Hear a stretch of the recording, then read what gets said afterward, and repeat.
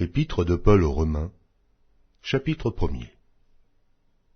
Paul, serviteur de Jésus-Christ, appelé à être apôtre, mis à part pour annoncer l'évangile de Dieu, qui avait été promis auparavant de la part de Dieu par ses prophètes dans les Saintes Écritures, et qui concerne son Fils, né de la postérité de David selon la chair, et déclaré Fils de Dieu avec puissance, selon l'Esprit de sainteté, par sa résurrection d'entre les morts. Jésus-Christ, notre Seigneur, par qui nous avons reçu la grâce et l'apostolat, pour amener en son nom à l'obéissance de la foi tous les païens, parmi lesquels vous êtes aussi, vous qui avez été appelés par Jésus-Christ, à tous ceux qui, à Rome, sont bien-aimés de Dieu, appelés à être saints, que la grâce et la paix vous soient données de la part de Dieu notre Père et du Seigneur Jésus-Christ. Je rends d'abord grâce à mon Dieu par Jésus-Christ au sujet de vous tous, de ce que votre foi est renommée dans le monde entier. Dieu, que je sers en mon esprit dans l'évangile de son Fils, m'est témoin que je fais sans cesse mention de vous, demandant continuellement dans mes prières d'avoir enfin, par sa volonté, le bonheur d'aller vers vous. Car je désire vous voir, pour vous communiquer quelques dons spirituels, afin que vous soyez affermis, ou plutôt, afin que nous soyons encouragés ensemble au milieu de vous, par la foi qui nous est commune, à vous et à moi. Je ne veux pas vous laisser ignorer, frères, que j'ai souvent formé le projet d'aller vous voir, afin de recueillir quelques fruits parmi vous, comme parmi les autres nations. Mais j'en ai été empêché jusqu'ici. Je me dois aux Grecs et aux barbares, aux savants et aux ignorants. Ainsi j'ai un vif désir de vous annoncer aussi l'Évangile, à vous qui êtes à Rome. Car je n'ai point honte de l'Évangile.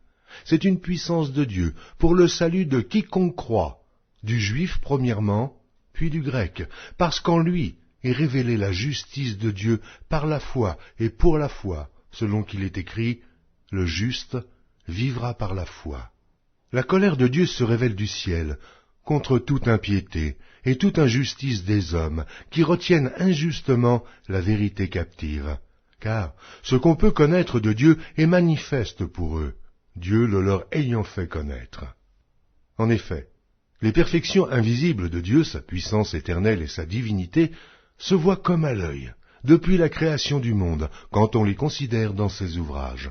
Ils sont donc inexcusables, puisqu'ayant connu Dieu, ils ne l'ont point glorifié comme Dieu, et ne lui ont point rendu grâce.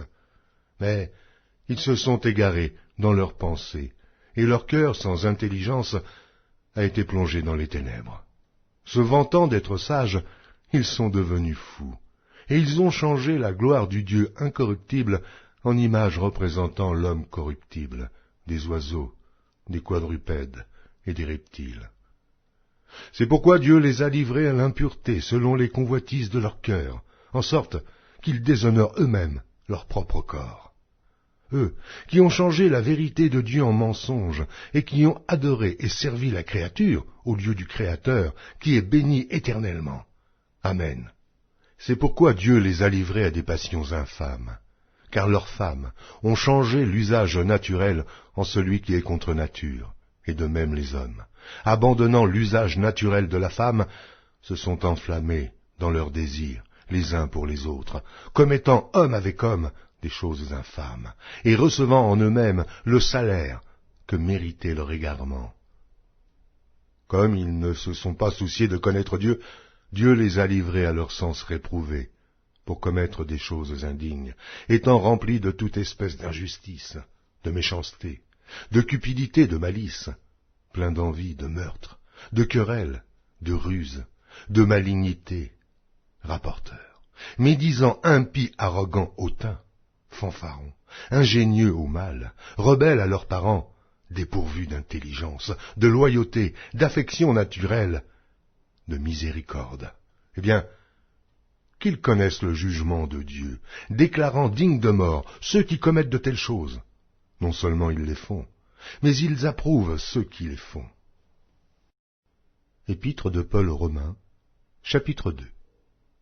Ô homme, qui que tu sois, toi qui juges, tu es donc inexcusable, car en jugeant les autres, tu te condamnes toi-même, puisque toi qui juges, tu fais les mêmes choses. Nous savons en effet que le jugement de Dieu contre ceux qui commettent de telles choses est selon la vérité. Et penses-tu, ô homme, toi qui juges ceux qui commettent de telles choses et qui les fais, que tu échapperas au jugement de Dieu? Ou méprises-tu les richesses de sa bonté, de sa patience et de sa longanimité, ne reconnaissant pas que la bonté de Dieu te pousse à la repentance, mais, par ton endurcissement et par ton cœur impénitent, tu t'amasses un trésor de colère pour le jour de la colère et de la manifestation du juste jugement de Dieu qui rendra chacun selon ses œuvres, réservant la vie éternelle à ceux qui, par la persévérance à bien faire, cherchent l'honneur, la gloire et l'immortalité, mais l'irritation et la colère à ceux qui, par esprit de dispute, sont rebelles à la vérité et obéissent à l'injustice. Tribulation et angoisse sur toute âme d'homme qui fait le mal, sur le juif premièrement, puis sur le grec. Gloire, honneur et paix pour quiconque fait le bien, pour le juif premièrement, puis pour le grec. Car devant Dieu, il n'y a point d'acception de personne. Tous ceux qui ont péché sans la loi périront aussi sans la loi, et tous ceux qui ont péché avec la loi seront jugés par la loi. Ce ne sont pas, en effet, ceux qui écoutent la loi qui sont justes devant Dieu, mais ce sont ceux qui la mettent en pratique qui seront justifiés. Quand les païens qui n'ont point la loi font naturellement ce que prescrit la loi, ils sont, eux, qui n'ont point la loi, une loi pour eux-mêmes. Ils montrent que l'œuvre de la loi est écrite dans leur cœur, leur conscience en rendant témoignage, et leurs pensées s'accusant ou se défendant tour à tour. Ce qui paraîtra au jour où, selon mon évangile, Dieu jugera par Jésus-Christ les actions secrètes des hommes. Toi qui te donnes le nom de juif, qui te repose sur la loi, qui te glorifie de Dieu, qui connais sa volonté, qui apprécie la différence des choses, étant instruit par la loi, toi, qui te flatte d'être le conducteur des aveugles, la lumière de ceux qui sont dans les ténèbres, le docteur des insensés, le maître des ignorants, parce que tu as dans la loi la règle de la science et de la vérité. Toi donc, qui enseignes les autres, tu ne t'enseignes pas toi-même. Toi qui prêches de ne pas dérober, tu dérobes. Toi qui dis de ne pas commettre d'adultère, tu commets l'adultère. Toi qui as en abomination les idoles, tu commets des sacrilèges. Toi qui te fais une gloire de la loi, tu déshonores Dieu par la transgression de la loi. Car le nom de Dieu est à cause de vous blasphémé parmi les païens, comme cela est écrit. La circoncision est utile si tu mets en pratique la loi, mais si tu transgresses la loi, ta circoncision devient incirconcision. Si donc l'incirconcis observe les ordonnances de la loi, son incirconcision ne sera-t-elle pas tenue pour circoncision? L'incirconcis de nature qui accomplit la loi ne te condamnera-t-il pas, toi, qui la transgresses, tout en ayant la lettre de la loi et la circoncision? Le juif n'est pas celui qui en a les dehors, et la circoncision, ce n'est pas celle qui est visible dans la chair. Mais le juif, c'est celui qui l'est intérieurement, et la circoncision, c'est celle du cœur, selon l'esprit, et non selon la lettre. La louange de ce juif ne vient pas des hommes, mais de Dieu. Épître de Paul aux Romains, chapitre 3. Quel est donc l'avantage des Juifs? Ou quelle est l'utilité de la circoncision? Il est grand de toute manière, et tout d'abord en ce que les oracles de Dieu leur ont été confiés. Et quoi? Si quelques-uns n'ont pas cru, leur incrédulité anéantira-t-elle la fidélité de Dieu? Loin de là. Que Dieu, au contraire, soit reconnu pour vrai, et tout homme pour menteur, selon qu'il est écrit, afin que tu sois trouvé juste dans tes paroles et que tu triomphes lorsqu'on te juge. Mais si notre injustice établit la justice de Dieu, que dirons-nous? Dieu est-il injuste quand il déchaîne sa colère? Je parle à la manière des hommes. Loin de là. Autrement, comment Dieu jugerait-il le monde? Et si par mon mensonge, la vérité de Dieu éclate davantage pour sa gloire, pourquoi suis-je moi-même encore jugé comme pécheur? Et pourquoi ne ferions-nous pas le mal afin qu'il en arrive du bien, comme quelques-uns qui nous calomnient prétendent que nous le disons? La condamnation de ces gens est juste. Quoi donc? Sommes-nous plus excellents? Nullement. car nous avons déjà prouvé que tous, Juifs et Grecs, sont sous l'empire du péché, selon qu'il est écrit, il n'y a point de juste, pas même un seul.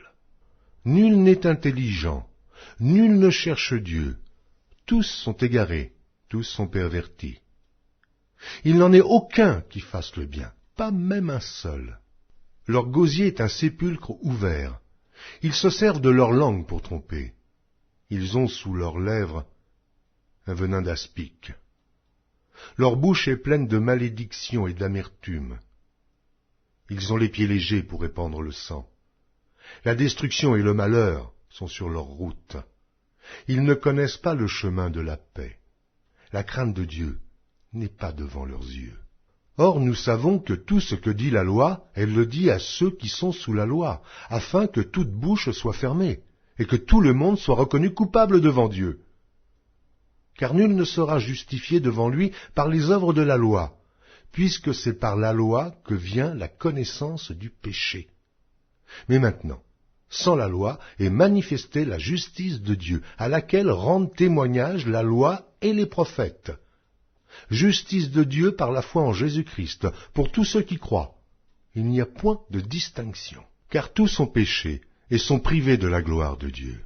Et ils sont gratuitement justifiés par sa grâce, par le moyen de la rédemption qui est en Jésus-Christ. C'est lui que Dieu a destiné, par son sang, à être pour ceux qui croiraient victimes propitiatoires, afin de montrer sa justice.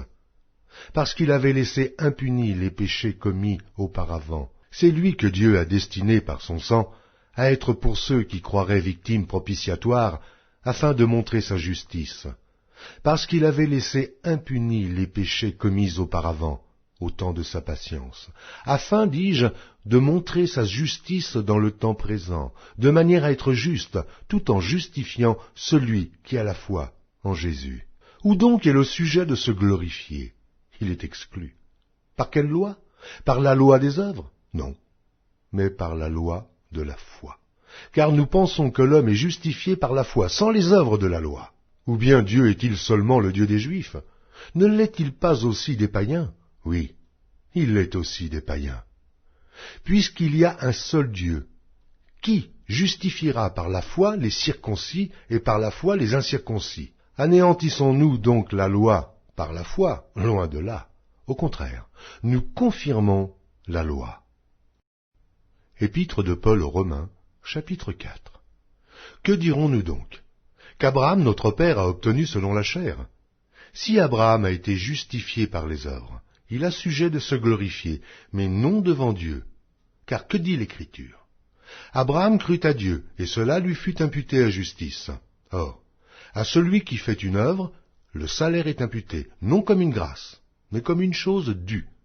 Et à celui qui ne fait point d'œuvre, mais qui croit en celui qui justifie l'impie, sa foi lui est imputée à justice.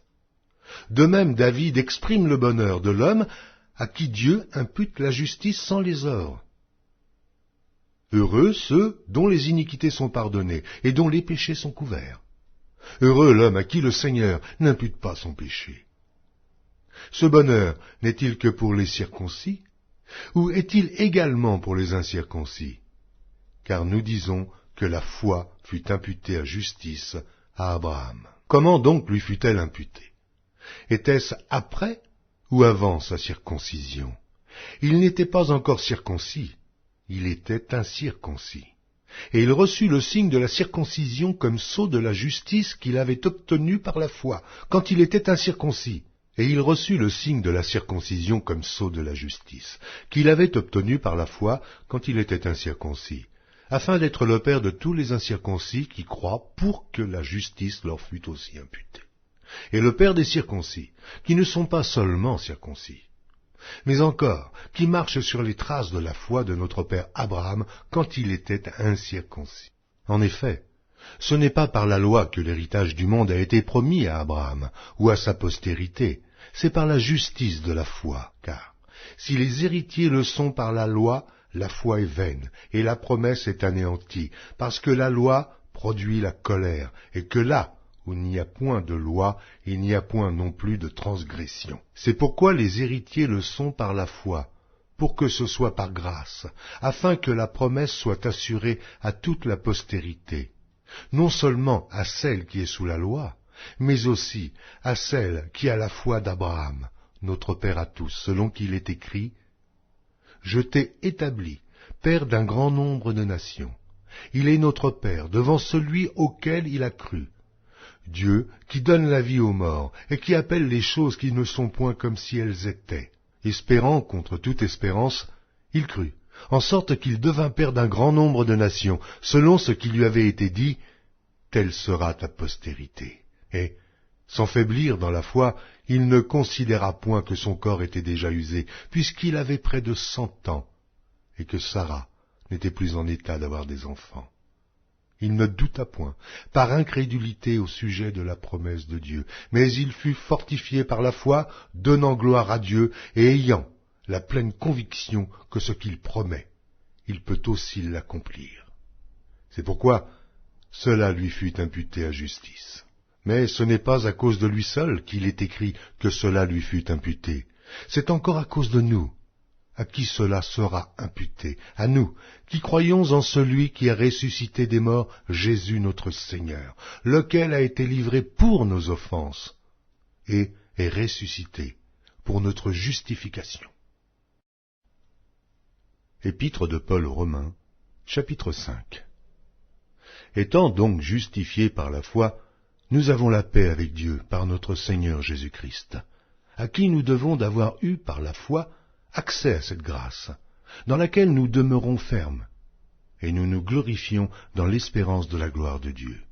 Bien plus, nous nous glorifions même des afflictions, sachant que l'affliction produit la persévérance la victoire dans l'épreuve, et cette victoire, l'espérance. Or, l'espérance ne trompe point, parce que l'amour de Dieu est répandu dans nos cœurs par le Saint-Esprit qui nous a été donné. Car, lorsque nous étions encore sans force, Christ, au temps marqué, est mort pour des impies. À peine mourrait-on pour un juste, quelqu'un peut-être mourrait-il pour un homme de bien. Mais Dieu prouve son amour envers nous, en ce que, lorsque nous étions encore des pécheurs, Christ est mort pour nous. À plus forte raison donc, maintenant que nous sommes justifiés par son sang, serons-nous sauvés par lui de la colère. Car, si, lorsque nous étions ennemis, nous avons été réconciliés avec Dieu par la mort de son Fils, à plus forte raison, étant réconciliés, serons-nous sauvés par sa vie. Et non seulement cela, mais encore nous nous glorifions en Dieu par notre Seigneur Jésus-Christ, par qui maintenant nous avons obtenu la réconciliation. C'est pourquoi, comme par un seul homme le péché est entré dans le monde, et par le péché la mort, et qu'ainsi la mort s'est étendue sur tous les hommes, parce que tous ont péché. Car jusqu'à la loi, le péché était dans le monde. Or le péché n'est pas imputé quand il n'y a point de loi. Cependant la mort a régné depuis Adam jusqu'à Moïse, même sur ceux qui n'avaient pas péché par une transgression semblable à celle d'Adam, lequel est la figure de celui qui devait venir.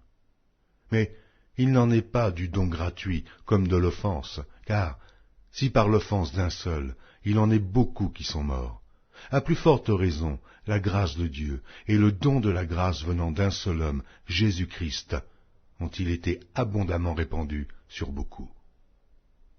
Il n'en est pas du don comme de ce qui est arrivé par un seul qui a péché, car c'est après une seule offense que le jugement est devenu condamnation, tandis que le don gratuit devient justification après plusieurs offenses. Si par l'offense d'un seul, la mort a régné par lui, à plus forte raison, ceux qui reçoivent l'abondance de la grâce et du don de la justice régneront-ils dans la vie par Jésus-Christ, lui seul. Ainsi donc, comme par une seule offense la condamnation a atteint tous les hommes, de même, par un seul acte de justice, la justification qui donne la vie s'étend à tous les hommes.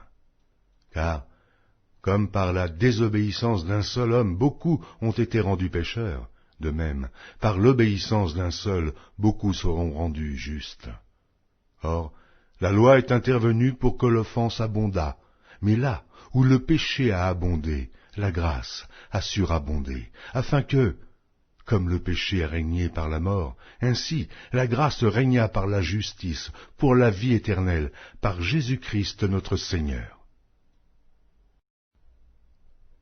Épître de Paul aux Romains, chapitre 6.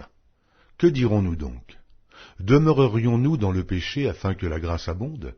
Loin de là. Nous qui sommes morts au péché, comment vivrons-nous encore dans le péché?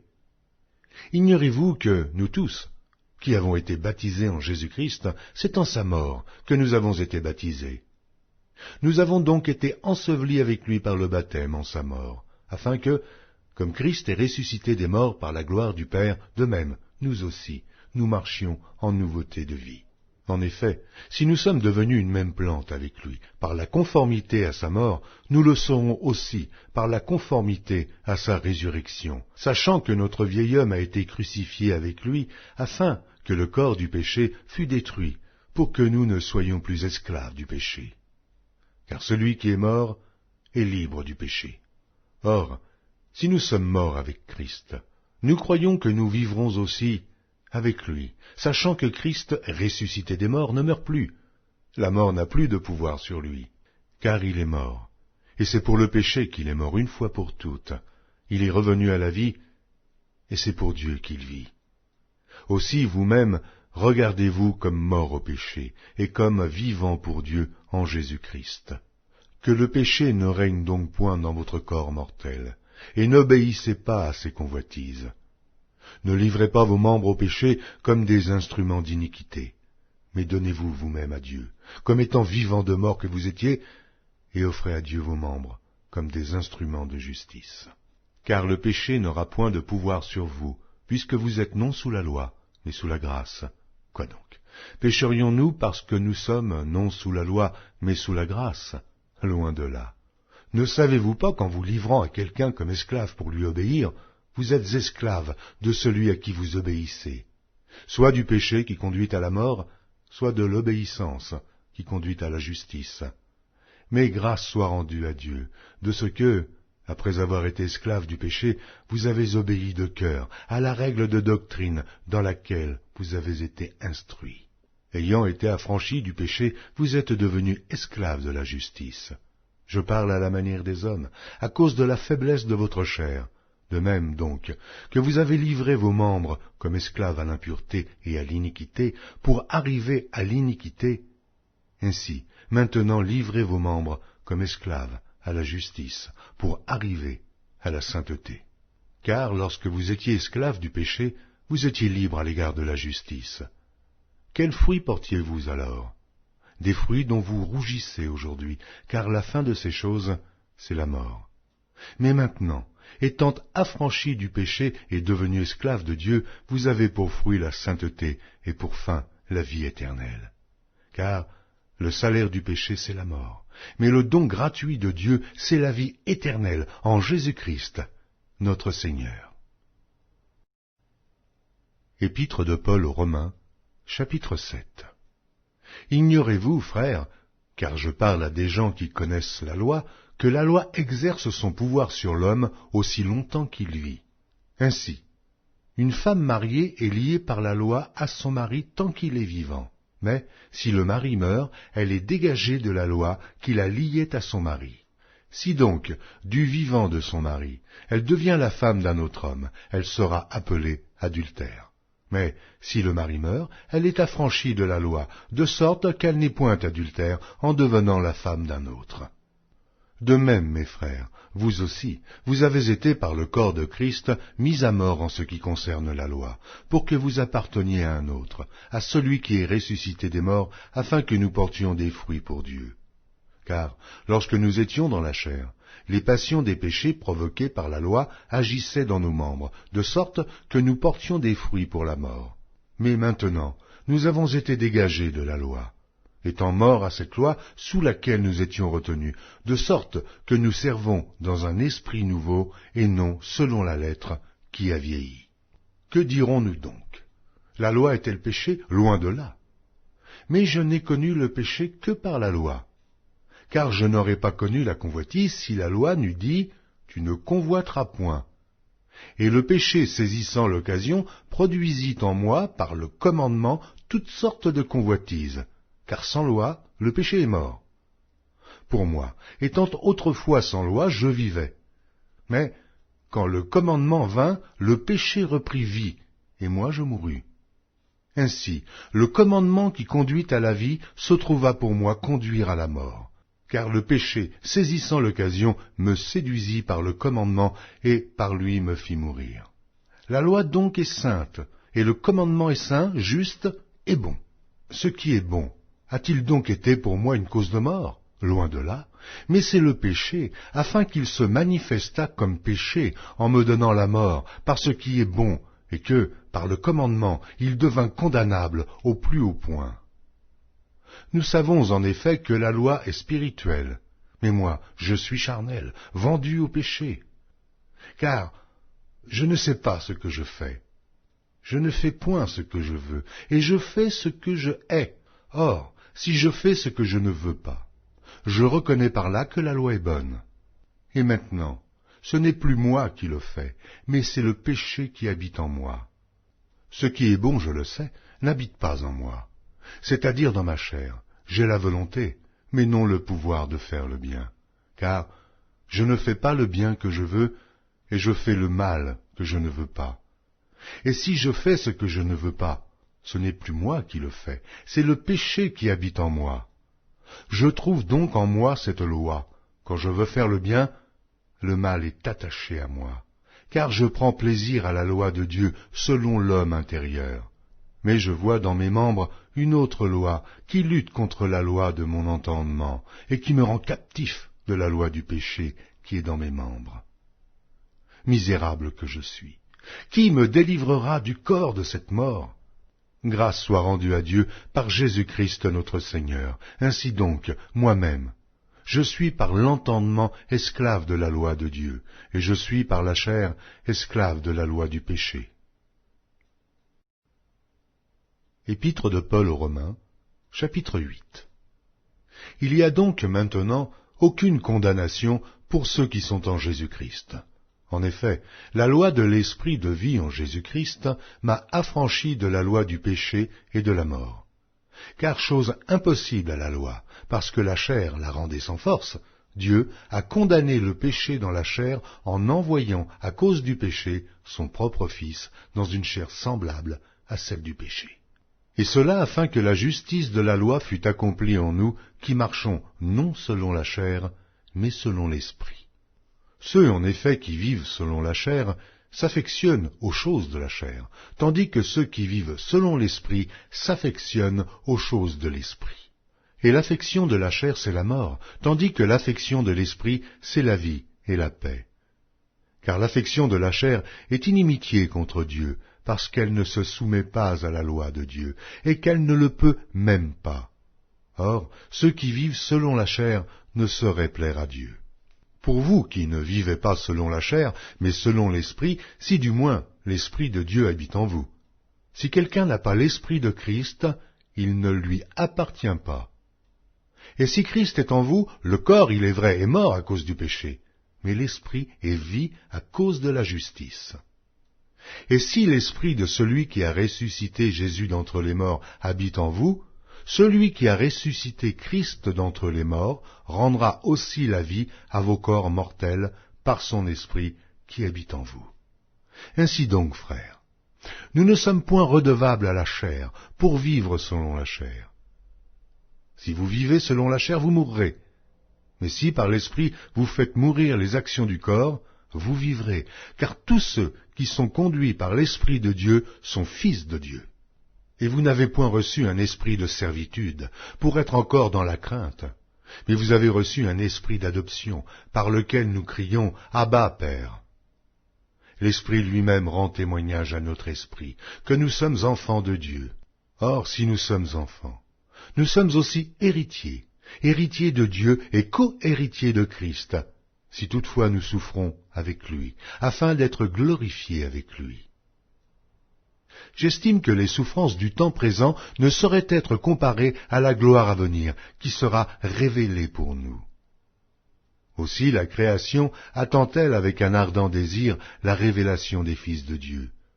Car la création a été soumise à la vanité, non de son gré, mais à cause de celui qui l'y a soumise, avec l'espérance qu'elle aussi sera affranchie de la servitude, de la corruption, pour avoir part à la liberté de la gloire des enfants de Dieu. Or, nous savons que jusqu'à ce jour, la création tout entière soupire et souffre les douleurs de l'enfantement. Et ce n'est pas elle seulement, mais nous aussi, qui avons les prémices de l'Esprit, nous aussi, nous soupirons en nous-mêmes en attendant l'adoption, la rédemption de notre corps. Car c'est en espérance que nous sommes sauvés. Or, l'espérance qu'on voit n'est plus espérance. Ce qu'on voit, peut-on l'espérer encore? Mais si nous espérons ce que nous ne voyons pas, nous l'attendons avec persévérance. De même aussi l'Esprit nous aide dans notre faiblesse, car nous ne savons pas ce qu'il nous convient de demander dans nos prières. Mais l'Esprit lui-même intercède par des soupirs inexprimables. Et celui qui sonde les cœurs connaît quelle est la pensée de l'Esprit, parce que c'est selon Dieu qu'il intercède en faveur des saints. Nous savons du reste que toute chose concourt au bien de ceux qui aiment Dieu, de ceux qui sont appelés selon son dessein. Car ceux qu'il a connus d'avance, il les a aussi prédestinés à être semblables à l'image de son Fils, afin que son Fils fût le premier-né entre plusieurs frères. Et ceux qu'il a prédestinés, il les a aussi appelés, et ceux qu'il a appelés, il les a aussi justifiés, et ceux qu'il a justifiés, il les a aussi glorifiés. Que dirons-nous donc à l'égard de ces choses? Si Dieu est pour nous, qui sera contre nous? Lui qui n'a point épargné son propre Fils, mais qui l'a livré pour nous, comment ne nous donnera-t-il pas aussi toutes choses avec lui? Qui accusera les élus de Dieu? C'est Dieu qui justifie. Qui les condamnera? Christ est mort. Bien plus, il est ressuscité, et il est à la droite de Dieu, et il intercède pour nous. Qui nous séparera de l'amour de Christ? Sera-ce la tribulation ou l'angoisse, ou la persécution, ou la faim, ou la nudité, ou le péril, ou l'épée? Selon qu'il est écrit, c'est à cause de toi qu'on nous met à mort tout le jour, qu'on nous regarde comme des brebis destinées à la boucherie. Mais, dans toutes ces choses, nous sommes plus que vainqueurs par celui qui nous a aimés. Car j'ai l'assurance que ni la mort, ni la vie, ni les anges, ni les dominations, ni les choses présentes, ni les choses à venir, ni les puissances, ni la hauteur, ni la profondeur, ni aucune autre créature ne pourra nous séparer de l'amour de Dieu manifesté en Jésus-Christ, notre Seigneur. Épître de Paul aux Romains, chapitre 9. Je dis la vérité en Christ, je ne mens point. Ma conscience m'en rend témoignage par le Saint-Esprit. J'éprouve une grande tristesse, et j'ai dans le cœur un chagrin continuel, car je voudrais moi-même être anathème et séparé de Christ pour mes frères, mes parents selon la chair, qui sont israélites, à qui appartiennent l'adoption et la gloire, et les alliances, et la loi, et le culte, et les promesses, et les patriarches, et de qui est issu selon la chair le Christ, qui est au-dessus de toutes choses, Dieu béni éternellement. Amen. Ce n'est point à dire que la parole de Dieu soit restée sans effet, car tous ceux qui descendent d'Israël ne sont pas Israël, et, pour être la postérité d'Abraham, ils ne sont pas tous ses enfants, mais il est dit en Isaac sera nommé pour toi une postérité. C'est-à-dire que ce ne sont pas les enfants de la chair qui sont enfants de Dieu, mais que ce sont les enfants de la promesse qui sont regardés comme la postérité. Voici en effet la parole de la promesse. Je reviendrai à cette même époque et Sarah aura un fils. Et de plus il en fut ainsi de Rebecca, qui conçut du sol Isaac notre père, car quoique les enfants ne fussent pas encore nés, et ils n'eussent fait ni bien ni mal, afin que le dessein d'élection de Dieu subsistât, sans dépendre des œuvres, et par la seule volonté de celui qui appelle.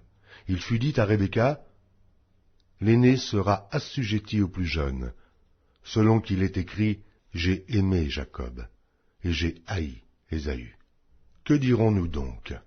Y a-t-il en Dieu de l'injustice? Loin de là. Car il dit à Moïse, « Je ferai miséricorde à qui je fais miséricorde, et j'aurai compassion de qui j'ai compassion. » Ainsi donc cela ne dépend ni de celui qui veut, ni de celui qui court, mais de Dieu qui fait miséricorde. Car l'Écriture dit à Pharaon, « Je t'ai suscité à dessein pour montrer en toi ma puissance, et afin que mon nom soit publié sur toute la terre. » Ainsi, il fait miséricorde à qui il veut, et il endurcit qui il veut. Tu me diras, pourquoi blâme-t-il encore? Car qui est-ce qui résiste à sa volonté? Ô homme, toi plutôt, qui es-tu pour contester avec Dieu? Le vase d'argile dira-t-il à celui qui l'a formé, « Pourquoi m'as-tu fait ainsi ?» Le potier n'est-il pas maître de l'argile, pour faire avec la même masse un vase d'honneur et un vase d'usage vil? Et que dire si Dieu, voulant montrer sa colère et faire connaître sa puissance, a supporté avec une grande patience des vases de colère formés pour la perdition, et s'il a voulu faire connaître la richesse de sa gloire envers des vases de miséricorde qu'il a d'avance préparés pour la gloire? Ainsi nous a-t-il appelés non seulement d'entre les Juifs, mais encore d'entre les païens, selon qu'il le dit dans Osée, « J'appellerai mon peuple celui qui n'était pas mon peuple, et bien-aimée celle qui n'était pas la bien-aimée. » Et là où on leur disait « Vous n'êtes pas mon peuple », ils seront appelés fils du Dieu vivant. Ésaïe, de son côté, s'écrie au sujet d'Israël, « Quand le nombre des fils d'Israël serait comme le sable de la mer, un reste seulement sera sauvé. Car le Seigneur exécutera pleinement et promptement sur la terre ce qu'il a résolu. » Et, comme Ésaïe l'avait dit auparavant, « Si le Seigneur des armées ne nous eût laissé une postérité, nous serions devenus comme Sodome. Nous aurions été semblables à Gomorrhe. » Que dirons-nous donc? Les païens qui ne cherchaient pas la justice ont obtenu la justice qui vient de la foi, tandis qu'Israël, qui cherchait une loi de justice, n'est pas parvenu à cette loi. Pourquoi? Parce qu'Israël l'a cherchée, non par la foi, mais comme provenant des œuvres. Et ils se sont heurtés contre la pierre d'achoppement. Selon qu'il est écrit, « Voici, je mets en Sion une pierre d'achoppement et un rocher de scandale, et celui qui croit en lui ne sera point confus. » Épître de Paul aux Romains, chapitre 10. Frères, le vœu de mon cœur et ma prière à Dieu pour eux, c'est qu'ils soient sauvés. Je leur rends le témoignage qu'ils ont du zèle pour Dieu, mais sans intelligence, ne connaissant pas la justice de Dieu et cherchant à établir leur propre justice. Ils ne se sont pas soumis à la justice de Dieu, car Christ est la fin de la loi, pour la justification de tous ceux qui croient. En effet, Moïse définit ainsi la justice qui vient de la loi. L'homme qui mettra ces choses en pratique vivra par elles.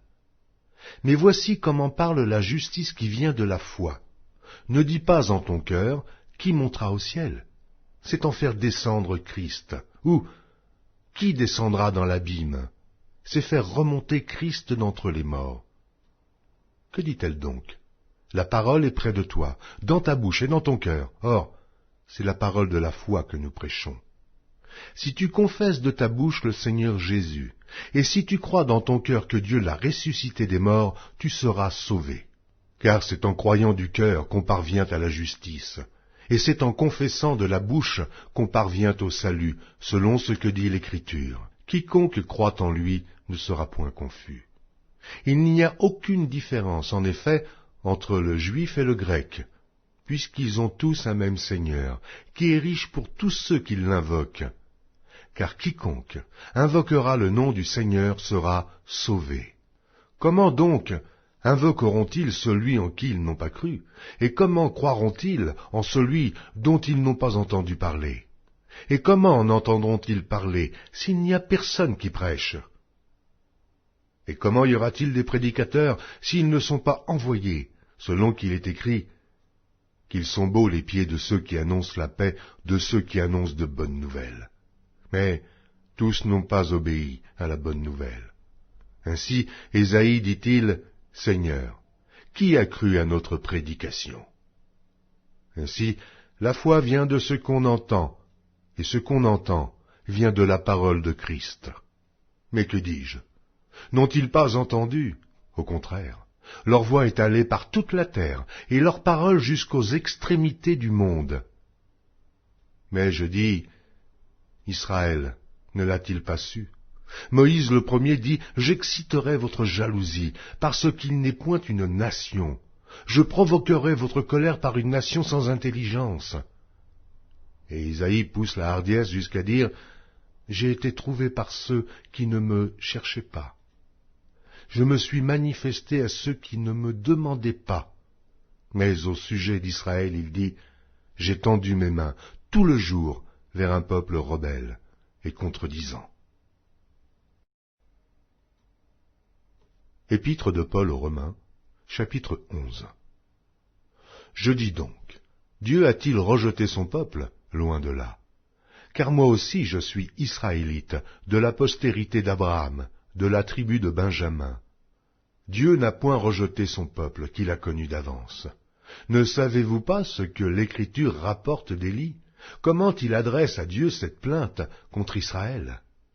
Seigneur, ils ont tué tes prophètes, ils ont renversé tes autels. Je suis resté moi seul, et ils cherchent à m'ôter la vie. Mais quelle réponse Dieu lui fait-il? Je me suis réservé 7000 hommes, qui n'ont point fléchi le genou devant Baal. De même, aussi dans le temps présent, il y a un reste, selon l'élection de la grâce. Or, si c'est par grâce, ce n'est plus par les œuvres, autrement la grâce n'est plus une grâce. Et si c'est par les œuvres, ce n'est plus une grâce, autrement l'œuvre n'est plus une œuvre. Quoi donc? Ce qu'Israël cherche, il ne l'a pas obtenu, mais l'élection l'a obtenu, tandis que les autres ont été endurcis, selon qu'il est écrit, Dieu leur a donné un esprit d'assoupissement, des yeux pour ne point voir, et des oreilles pour ne point entendre, jusqu'à ce jour. Et David dit, que leur table soit pour eux un piège, un filet, une occasion de chute et une rétribution. Que leurs yeux soient obscurcis pour ne point voir, et tiens leur dos continuellement courbé. Je dis donc, est-ce pour tomber qu'ils ont bronché? Loin de là. Mais, par leur chute, le salut est devenu accessible aux païens, afin qu'ils fussent excités à la jalousie. Or, si leur chute a été la richesse du monde, et leur amoindrissement la richesse des païens, combien plus en sera-t-il ainsi quand ils se convertiront tous? Je vous le dis à vous, païens. En tant que je suis apôtre des païens, je glorifie mon ministère, afin, s'il est possible, d'exciter la jalousie de ceux de ma race et d'en sauver quelques-uns. Car si leur rejet a été la réconciliation du monde, que sera leur réintégration, sinon une vie d'entre les morts? Or, si les prémices sont saintes, la masse l'est aussi. Et si la racine est sainte, les branches le sont aussi. Mais si quelques-unes des branches ont été retranchées, et si toi, qui étais un olivier sauvage, tu as été hanté à leur place et rendu participant de la racine et de la graisse de l'olivier, ne te glorifie pas aux dépens de ces branches. Si tu te glorifies, sache que ce n'est pas toi qui portes la racine, mais que c'est la racine qui te porte. Tu diras donc, les branches ont été retranchées afin que moi je fusse hanté. Cela est vrai. Elles ont été retranchées pour cause d'incrédulité, et toi, tu subsistes par la foi. Ne t'abandonne pas à l'orgueil, mais crains. Car si Dieu n'a pas épargné les branches naturelles, il ne t'épargnera pas non plus. Considère donc la bonté et la sévérité de Dieu. Sévérité envers ceux qui sont tombés, et bonté de Dieu envers toi, si tu demeures ferme dans cette bonté. Autrement, tu seras aussi retranché.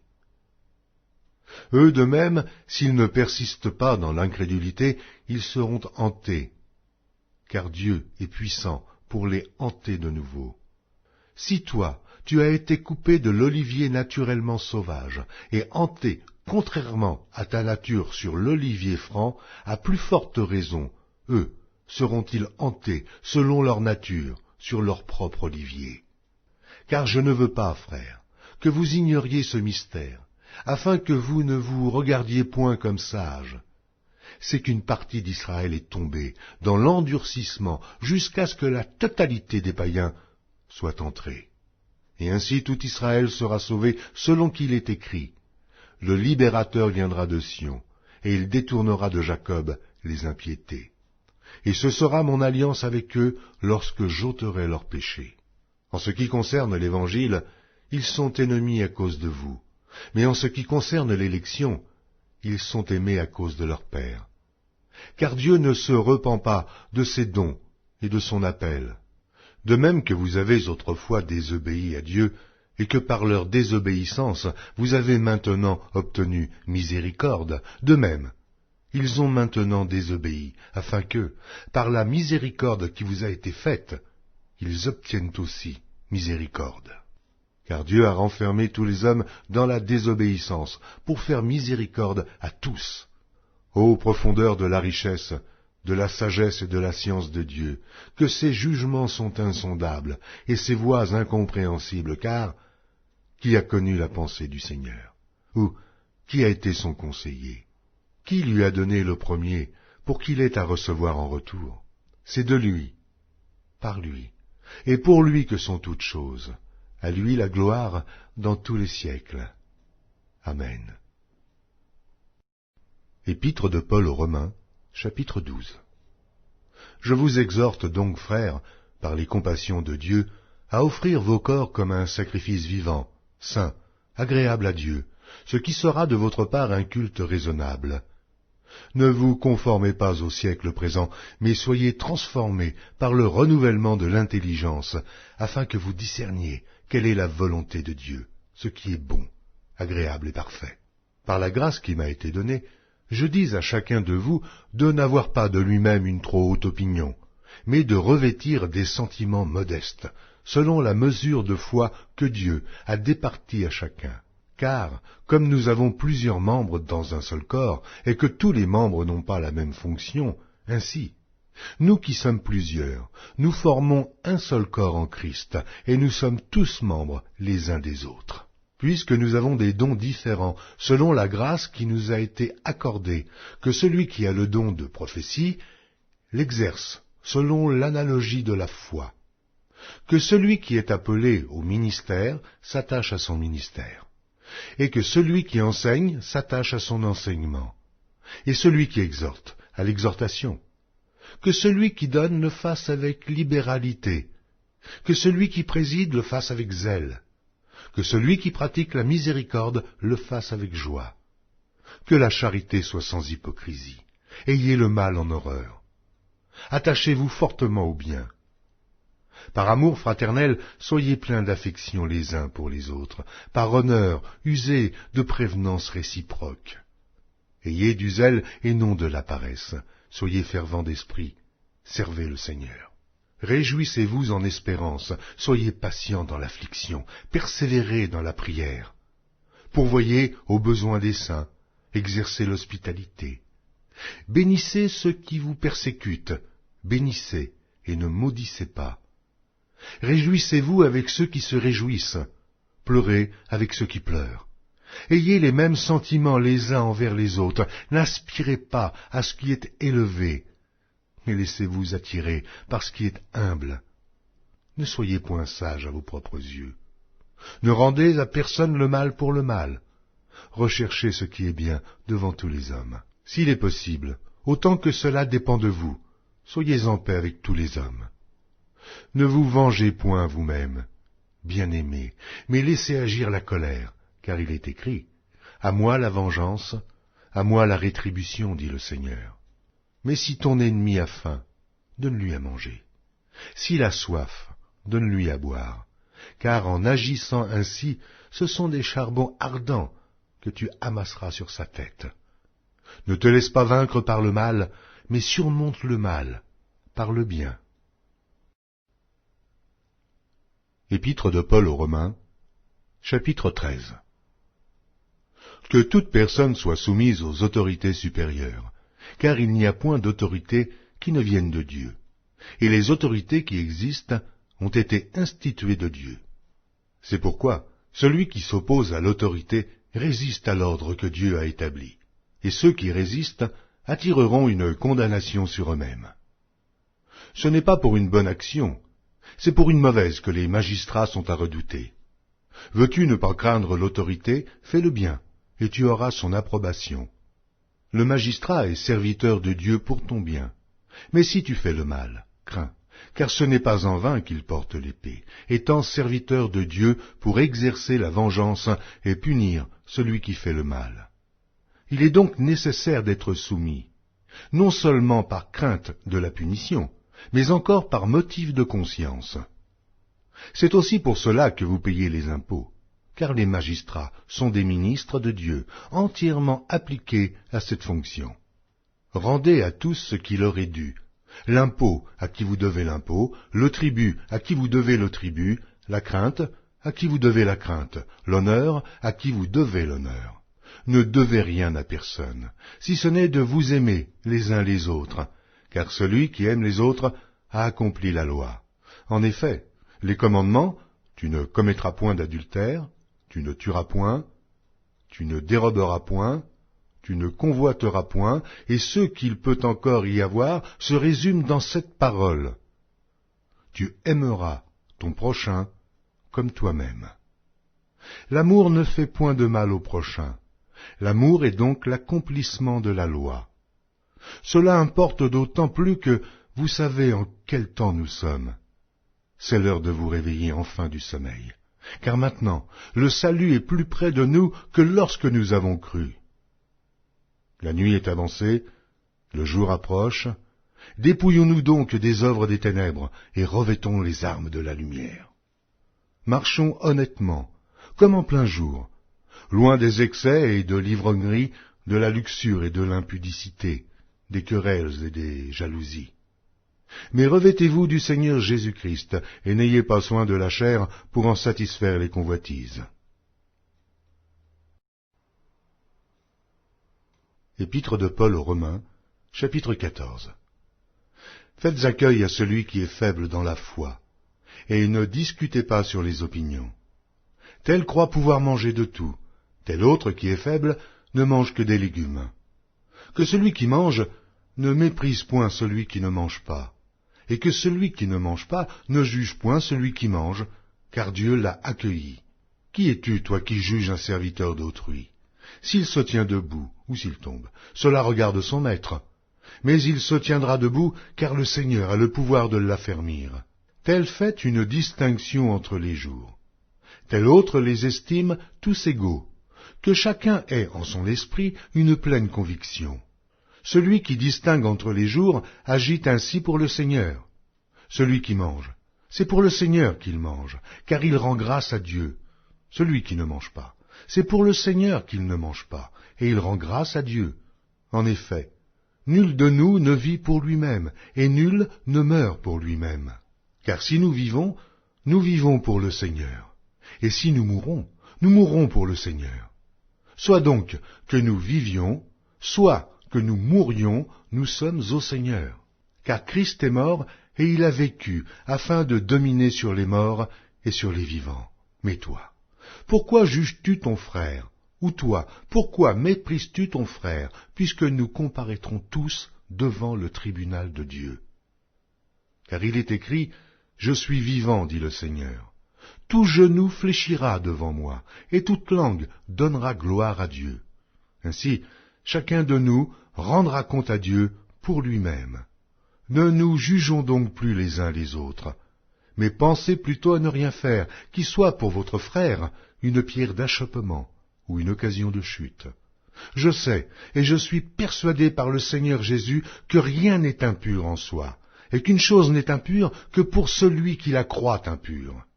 Mais si pour un aliment ton frère est attristé, tu ne marches plus selon l'amour. Ne cause pas par ton aliment la perte de celui pour lequel Christ est mort. Que votre privilège ne soit pas un sujet de calomnie. Car le royaume de Dieu, ce n'est pas le manger et le boire, mais la justice et la paix et la joie par le Saint-Esprit.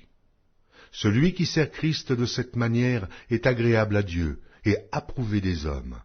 Ainsi donc, recherchons ce qui contribue à la paix et à l'édification mutuelle. Pour un aliment, ne détruis pas l'œuvre de Dieu. À la vérité, toutes choses sont pures. Mais il est mal à l'homme, quand il mange, de devenir une pierre d'achoppement. Il est bien de ne pas manger de viande, de ne pas boire de vin, et de s'abstenir de ce qui peut être pour ton frère une occasion de chute, de scandale ou de faiblesse. Cette foi que tu as, garde-la pour toi devant Dieu. Heureux celui qui ne se condamne pas lui-même dans ce qu'il approuve. Mais celui qui a des doutes au sujet de ce qu'il mange est condamné, parce qu'il n'agit pas par conviction. Tout ce qui n'est pas le produit d'une conviction est péché. Épître de Paul aux Romains, chapitre 15. Nous qui sommes forts, nous devons supporter les faiblesses de ceux qui ne le sont pas, et ne pas nous complaire en nous-mêmes. Que chacun de nous complaise au prochain, pour ce qui est bien en vue de l'édification. Car Christ ne s'est point complu en lui-même, mais, selon qu'il est écrit, les outrages de ceux qui t'insultent sont tombés sur moi. Or, tout ce qui a été écrit d'avance l'a été pour notre instruction, afin que, par la patience et par la consolation que donnent les Écritures, nous possédions l'espérance. Que le Dieu de la persévérance et de la consolation vous donne d'avoir les mêmes sentiments, les uns envers les autres, selon Jésus-Christ, afin que tous ensemble, d'une seule bouche, vous glorifiez le Dieu et Père de notre Seigneur Jésus-Christ. Accueillez-vous donc les uns les autres, comme Christ vous a accueillis, pour la gloire de Dieu.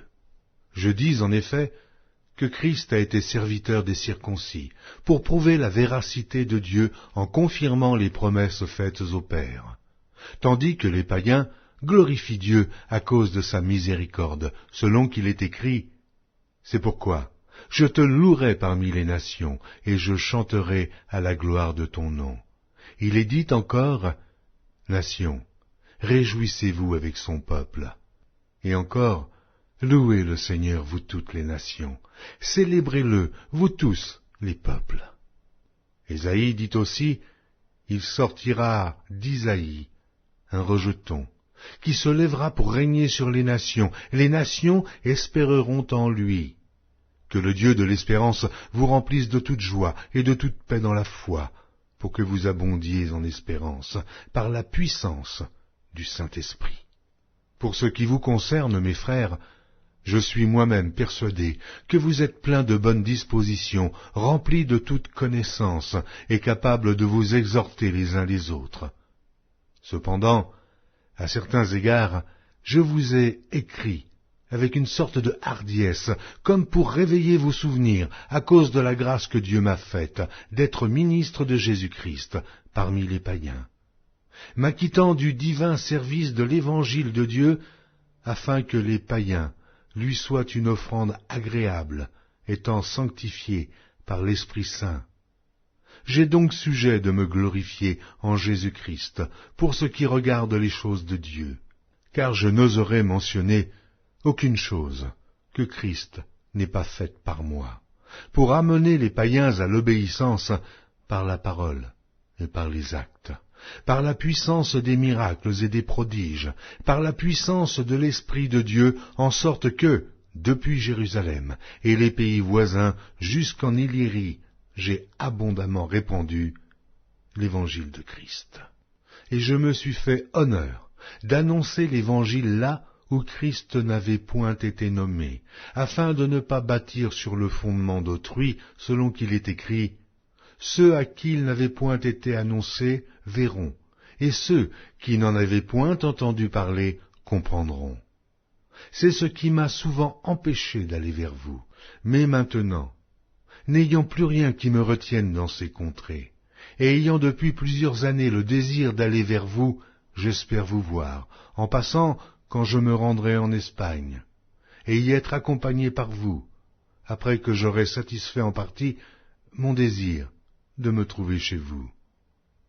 Présentement, je vais à Jérusalem pour le service des saints, car la Macédoine et l'Achaïe ont bien voulu s'imposer une contribution en faveur des pauvres parmi les saints de Jérusalem. Elles l'ont bien voulu, et elles le leur devaient, car si les païens ont eu part à leurs avantages spirituels, ils doivent aussi les assister dans les choses temporelles. dès que j'aurai terminé cette affaire et que je leur aurai remis ces dons, je partirai pour l'Espagne et passerai chez vous. Je sais qu'en allant vers vous, c'est avec une pleine bénédiction de Christ que j'irai. Je vous exhorte, frères, par notre Seigneur Jésus-Christ et par l'amour de l'Esprit, à combattre avec moi, en adressant à Dieu des prières en ma faveur, afin que je sois délivré des incrédules de la Judée, et que les dons que je porte à Jérusalem soient agréés des saints, en sorte que j'arrive chez vous avec joie, si c'est la volonté de Dieu, et que je jouisse au milieu de vous de quelque repos. Que le Dieu de paix soit avec vous tous. Amen.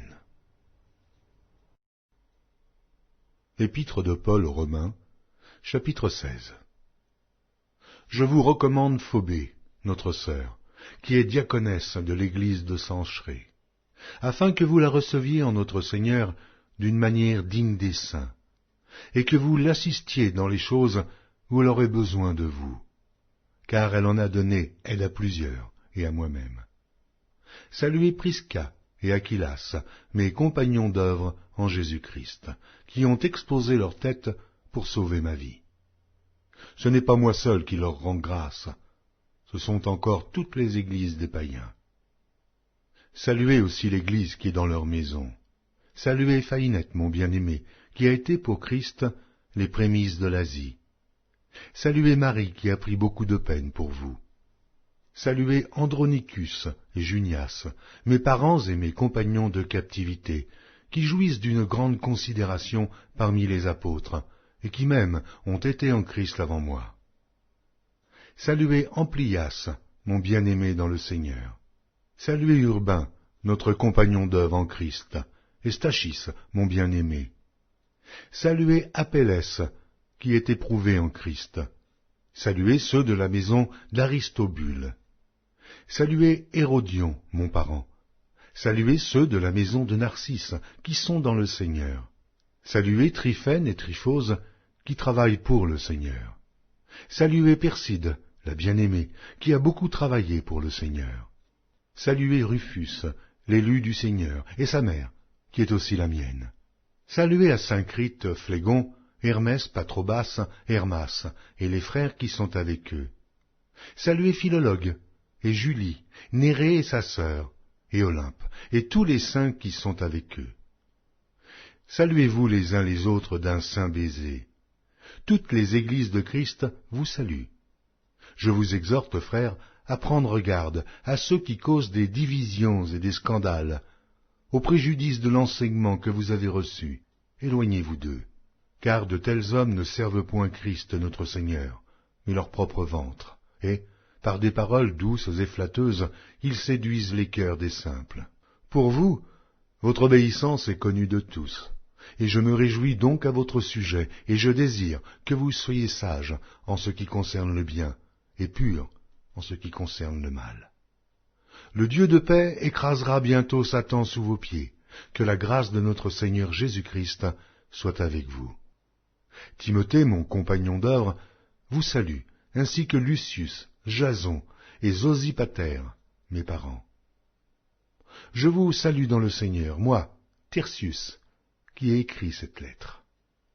Gaius, mon hôte, et celui de toute l'Église vous salue. Éraste, le trésorier de la ville, vous salue, ainsi que le frère Quartus. Que la grâce de notre Seigneur Jésus-Christ soit avec vous tous. Amen. À celui qui peut vous affermir selon mon évangile et la prédication de Jésus-Christ, conformément à la révélation du mystère caché pendant des siècles, mais manifesté maintenant par les écrits des prophètes, d'après l'ordre du Dieu éternel, et porté à la connaissance de toutes les nations, afin qu'elles obéissent à la foi. À Dieu, seul sage, soit la gloire, au siècle des siècles, par Jésus-Christ. Amen.